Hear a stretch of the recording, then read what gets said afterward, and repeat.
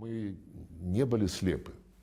В 2007 We were not году blind back in 2007. предупредил, да, The вот president ребята, мы с warned in вами Munich. работаем и с НАТО, и с He said, Евросоюзом, look, we are working with и you, с with «семеркой», NATO, будучи with the European Union, with the членом G7, «восьмерки» в скором and soon времени. we will officially be Но part не of the надо G8. делать нас But don't take us for наивными naive и people who don't принимать нас за understand тех, anything кто or ничего не fail to see понимает и what's ничего не going делает. on.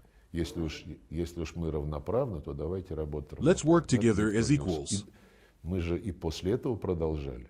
И Владимир Владимирович Путин очень Vladimir терпеливо Vladimirovich Putin, на with многочисленных great встречах patience, разъяснял каждой repeatedly стране explained at numerous и meetings to партнеру each Western из partner exactly западного what he лагеря, meant in Munich, что он имел в виду, выступая в Мюнхене. in если case там anyone had что-то. misunderstood. И до самого And until the последнего very момента last moment, мы же еще давали им we шанс still gave them a chance to переводить prevent дело things до from escalating горячего into a direct конфликта, когда conflict. в декабре In December 2021 года 2021, сказали, we told вы them plainly, забалтываете you are Минские violating the Minsk договоренности, agreements and creating a создаете direct угрозу threat нашей to our security. безопасности. Давайте Let's sign a подпишем treaty договор on о European европейской security, безопасности, где эта one that ensures безопасность будет security for all обеспечиваться parties без without pulling всякого anyone into втягивания NATO кого бы то against ни their было в will. вашу НАТО. Нас But they проигнорировали. ignored Я сам us. встречался еще в январе I 22 personally года met с with Блинкеном. Secretary Он Blinken сказал, in нет, мы January можем of that только year. про НАТО это не ваше дело, Their а мы response? можем только вам We can only пообещать, discuss NATO. This is not your что concern. количество The only thing ракет they were средней willing to дальности, promise которые мы разместим на was that the Украине, number of будет intermediate определенным range образом missiles ограничен. they intended to place Вот и in всё. Ukraine И would be limited in то же some way. самое And that was лицемерие, it. та The же same hypocrisy, безнаказанность, та же the исключительность, same impunity, the same belief сверхчеловечность, in their скажем own так. exceptionalism, as if they were some Вот kind к of чему всё overmensch. это привело. Не зря ведь президент, And what did it all lead выступая to? в прошлом году на It's одном no из своих coincidence that last year, крупных at one of his мероприятий, major public он сказал, addresses, что the president так, said, как было до things will never февраля return to how they 22 were года, before больше никогда February не будет. 2022. То есть он до That is, февраля up until надеялся. February, he Уже, still hoped, наверное, even if he понимая already understood those hopes тщетность were in этих vain. надежд, но он давал He им gave them шанс every до possible самого последнего. opportunity, right up Сядьте until за the last стол, moment. давайте договоримся о Sit down at the безопасности, table. включая Let's безопасность negotiate Украины, но так, security чтобы matters, including Ukraine's security, but in such a way that these security measures do not undermine our подрывали own нашу security. безопасность. Это все решалось. Everything was on the И table сейчас for многие discussion. политические And now, many politicians, члены former government правительства, officials, общественники, public figures, are only now realizing what was то есть obvious они all тоже along. имеют что-то общее с русским You know мужиком, the old который Russian задним saying, умом крепок. hindsight makes a man strong. Говорят, что надо было делать Well, по-другому. now our goals are clear. Вот, но Our вышло, objectives как are вышло, теперь у defined. нас As they used to наши say in the цели ясны, Soviet задачи Union, определены, как говорили place еще your в orders, Советском Союзе. please. Скажите, пожалуйста, кстати, вот говоря о 22 Speaking of 2022, you had у вас lengthy были долгие negotiations with Blinken. переговоры с Блинкеном, действительно. Everyone remembers Это that. все помнят. А вот But for you вы personally, at what для point did себя you скажите, realize that reaching an agreement was когда поняли, impossible? на каком этапе, что договориться вот не удастся? How was the Как decision made that it was принималось time to launch the решение special military о том, что operation? пора начинать специальную военную операцию? Прошел еще There was месяц still about a между month вашими between your talks with переговорами с Blinken and the Блинкеном. start of the operation. Ну, наверное, Well, месяц, yes, где-то с it was месяц. about a month, give Вы or take. знаете, я You know, I had hoped. надеялся. I Я hoped that надеялся, common что sense would prevail in the восторжествует end. все-таки разум, здравый смысл. But in reality, it was восторжествовала pride that won гордыня. out, Не только замыслы, not так сказать, just their материально concrete втянуть plans to pull Украину в Ukraine НАТО, into NATO, создать базы to establish в Крыму, bases на in Азовском Crimea море, эти все and on the планы Sea были. of Azov. Но помимо Those вот plans этого certainly existed. геополитического замысла, там еще большую роль сыграла Beyond the гордыня. Как-то geopolitical ambitions, arrogance говорят, played не an надо, enormous role. и It мы was что, as if they were согласимся, что saying, ли? how dare Сейчас мы anyone tell us преувеличиваем don't do это this? What, в are we обнаженном supposed to виде, just agree? то, I am laying чем it они out plainly. руководствовались. This was their actual mindset. And it's печально, tragic. печально. It's Это не truly здравый tragic смысл. because it's not Вот the Трамп triumph сейчас of не зря reason. же, This is why Trump всё keeps время говорит, saying, там, whenever it решение comes to любого any конфликта, conflict, рассматривая that common sense позицию should guide Америки, America's должен быть position. здравый смысл. And the way А здравый Washington смысл sees it, Вашингтона common sense диктует отойти dictates в сторону. stepping aside. Наш президент сказал, president что made it мяч clear на их стороне. the ball is in their И court. для многих все-таки Yet for many, Эр-Рияд what happened next still came as a major surprise. большой. Какую предварительную работу вы проводили? What kind of preliminary work did you когда carry её out, and начали, when did you чтобы start эти it to ensure these переговоры negotiations could take состоялись? place? Никакой предварительной работы не было. Президенты созвонились. The presidents arranged a call at Trump's initiative. Тот мяч, который Путин перебросил ему в 18 You may recall that moment in 2018 in Geneva during the press conference following the FIFA World Cup. чемпионата мира. That was when President Putin tossed a soccer ball, the official FIFA ball, to Trump. Trump caught it, turned it over in his hands, and then threw it to a member of his delegation sitting in front of him. We all understood that it wasn't Trump who severed relations, it was Biden. But this was still a decision made by just one administration. Trump understood this perfectly. That's why he himself called us. In fact, before that, he even sent a close advisor to Moscow for talks, just a day before the call. Then, during the phone conversation, it was Trump himself who proposed a meeting, and they agreed. We flew there just 3 days after that call. There was no special preparation. At least not on a bilateral level. Of course, each side's team prepared independently. Our foreign ministry, their State Department, everyone did their part. But the conversation itself was normal, a completely ordinary diplomatic exchange between two leaders. And yet, it was somehow perceived as a sensation. This tells us something important. That during Biden's presidency, our Western partners managed to shape global public opinion to such an extent that a normal diplomatic conversation was viewed as something extraordinary. We will never think the same way on every single issue in world politics. They themselves acknowledge this. But where we do have overlapping interests, common sense dictates that it would be foolish not to use them to produce real, practical outcomes that benefit both sides. And where our interests don't align. As Senator Marco Rubio once said, when great powers have conflicting interests, it is their duty to ensure that these differences do not escalate into confrontation. This is absolutely our position. In fact, this is exactly the model that shapes U.S.-China relations today. Look at the relationship between the U.S. and China.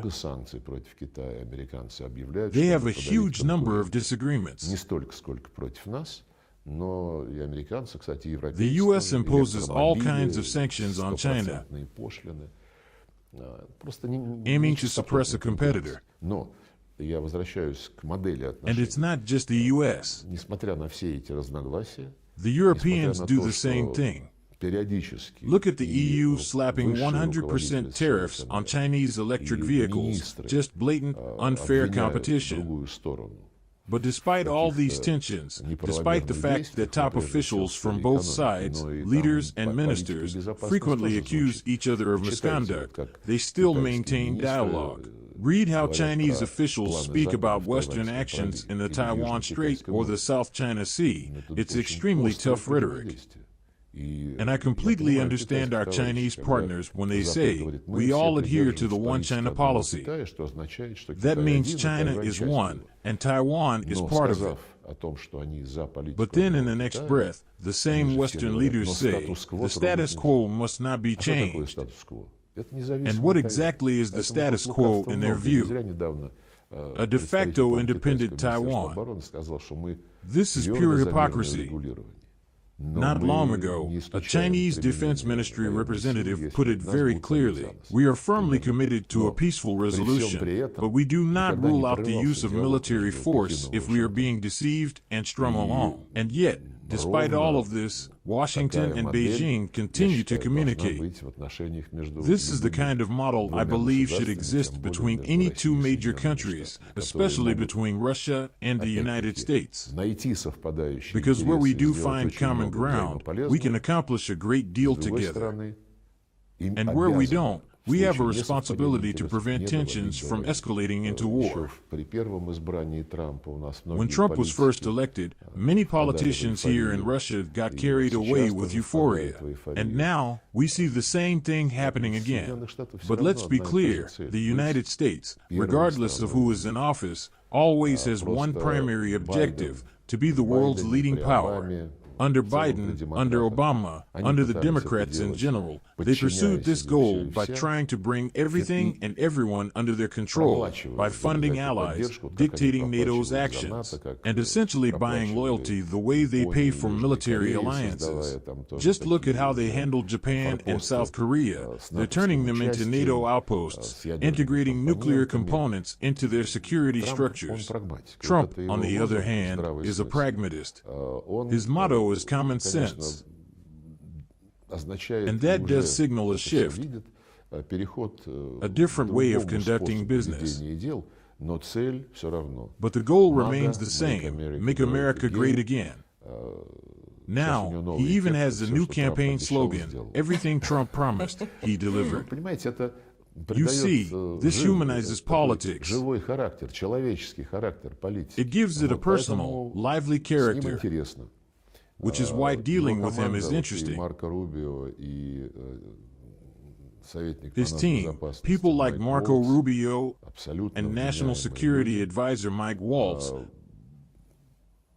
are completely rational and pragmatic individuals in every sense. They don't act as if they are commanding us, and we aren't commanding them either.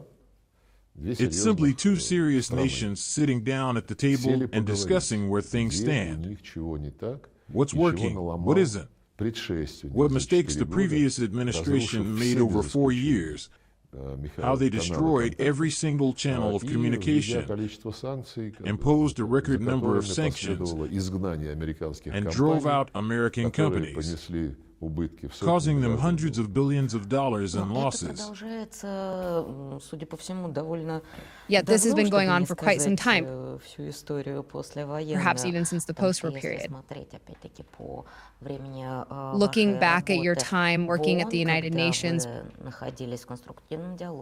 when you engaged in constructive dialogue and signed joint agreements with the American side, yet they repeatedly violated these agreements.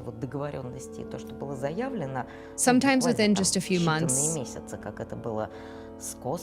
We saw this happen with Kosovo, with Iraq, and in other cases as well.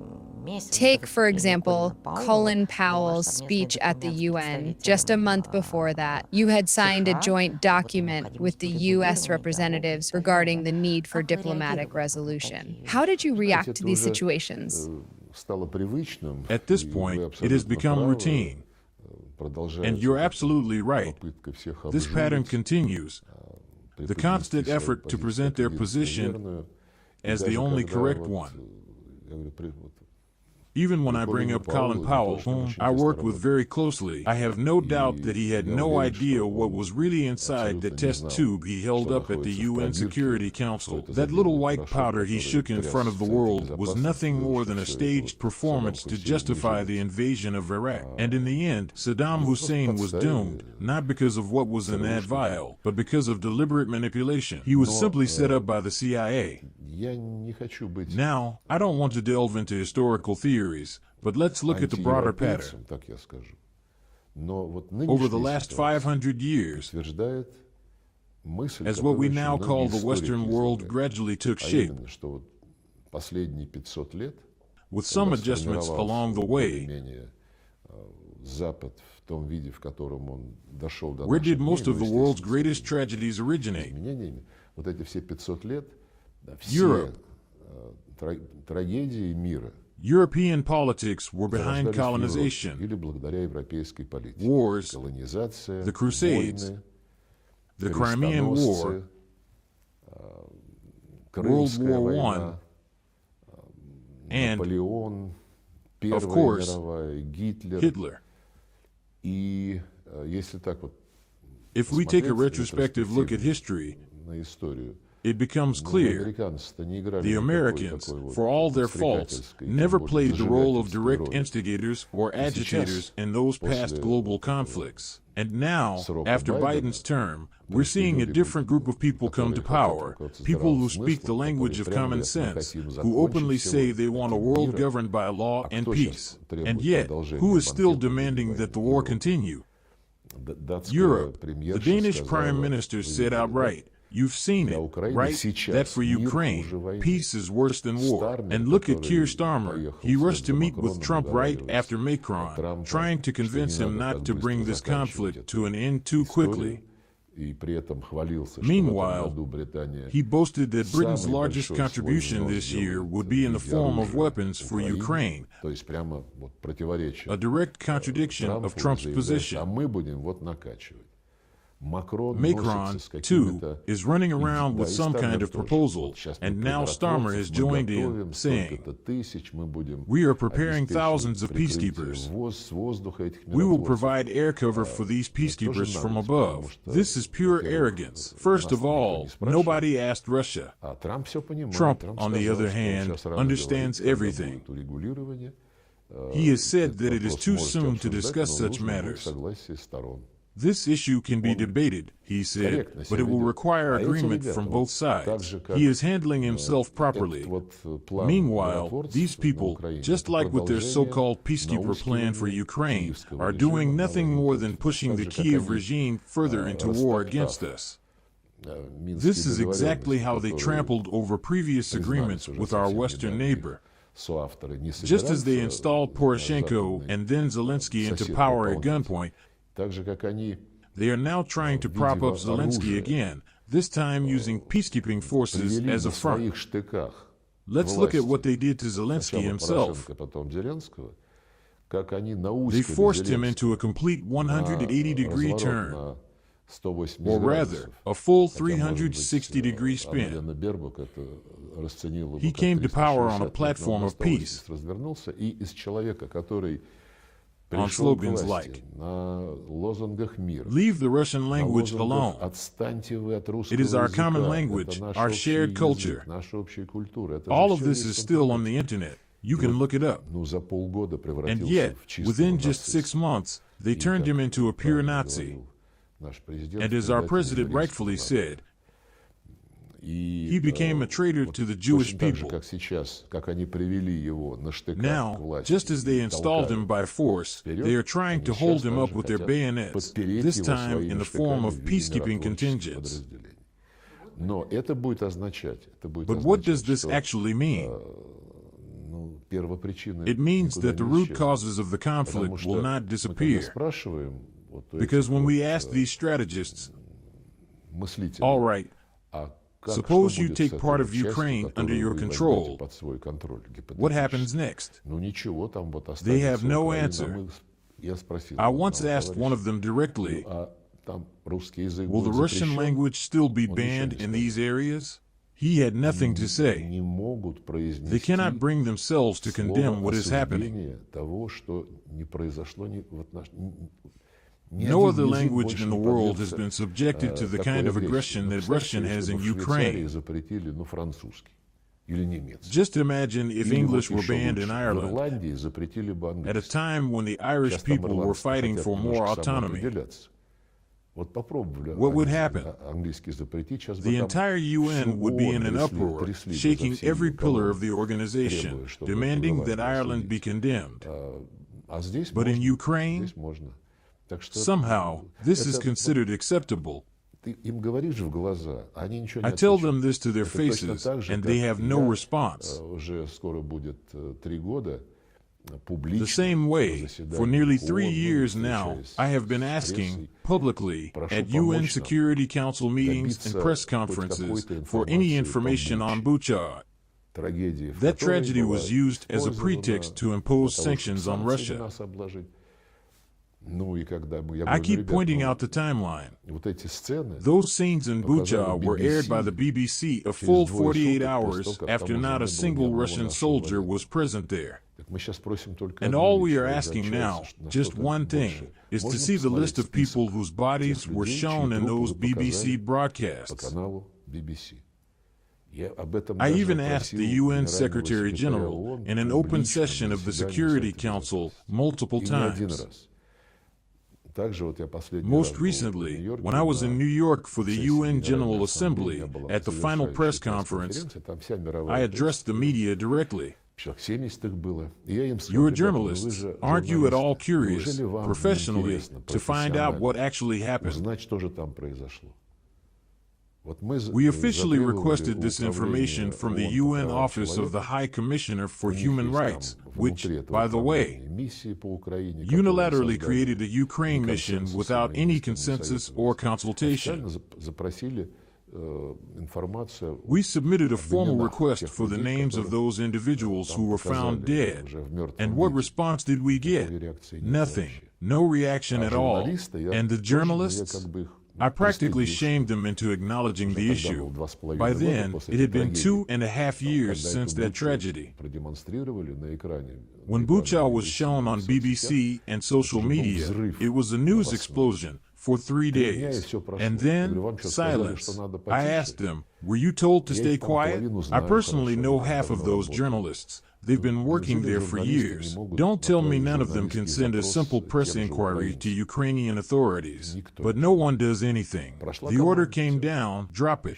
Back in 1970, the United Nations adopted a comprehensive declaration on the principles of the UN Charter. It defined how those principles are interconnected. One of those principles was territorial integrity and the right of nations to self-determination. They agreed unanimously that the territorial integrity of a state must be respected only if that state upholds the principle of self-determination.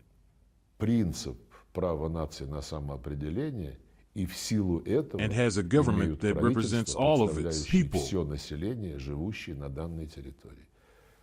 Because in the 19th century, colonial powers did not represent the people in their colonies. And the same principle applies to Ukraine. After the 2014 coup, the Poroshenko regime and then Zelensky's regime came to power and immediately announced, we will strip the Russian language of its official status. Those who rejected the coup's outcome were labeled terrorists. And starting in 2019, a series of laws were enacted to eradicate the Russian language from all spheres of life. So tell me,